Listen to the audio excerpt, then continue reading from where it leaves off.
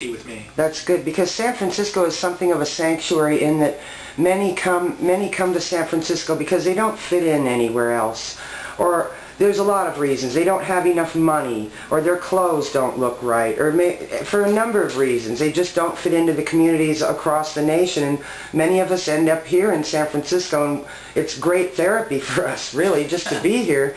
And so, but the services that you're interested in preserving are actually the backbone of what would make San Francisco great and diverse, and to nurture the diversity of the people rather than make them feel bad about themselves in other communities which do that. They vilify them constantly.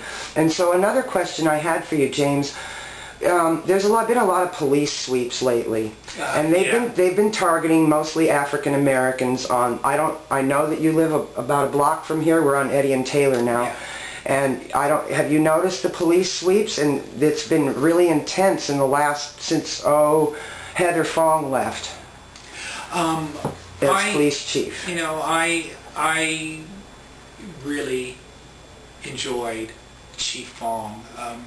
She and I were able to speak and talk. She never treated me in any way but respectful. Always respectful. And when I spoke to her about her retirement, she assured me that this is what she wanted to do. This was not any type of political wrangling. She felt that she could do just as good a work in another position, and I accepted that. So I wish her the best of luck. I know that we'll continue to be friends, and so with that we come into what's happening now.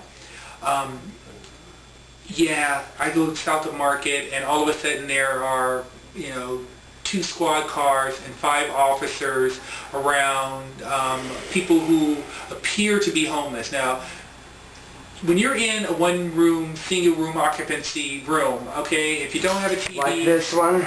Yeah, like this one, if you don't have a TV to keep yourself entertained, maybe you have like a radio or something, you may want to go out and visit with some of your friends and talk on the street, okay?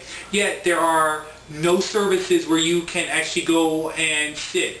The library, you can't sit and talk and visit. You have to be quiet. So the thing is that you go and you visit your friends on the street.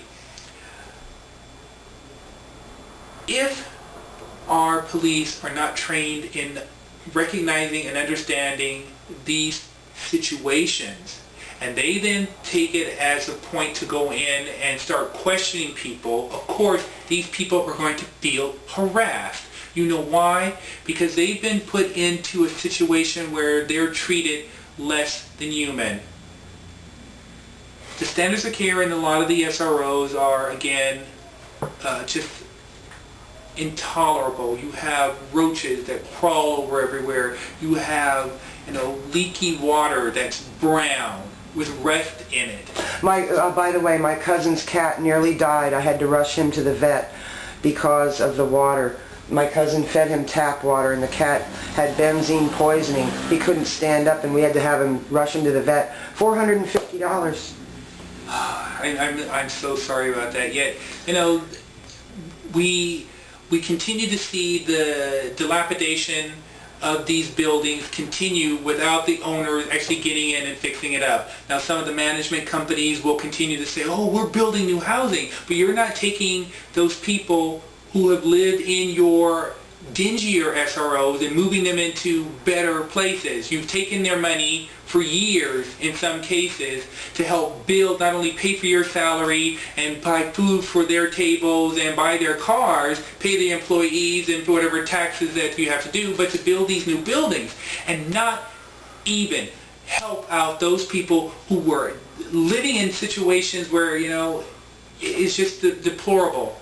I may have gotten off a little bit, and I'll probably do that because of the passion that I feel about this, because again, I lived this life.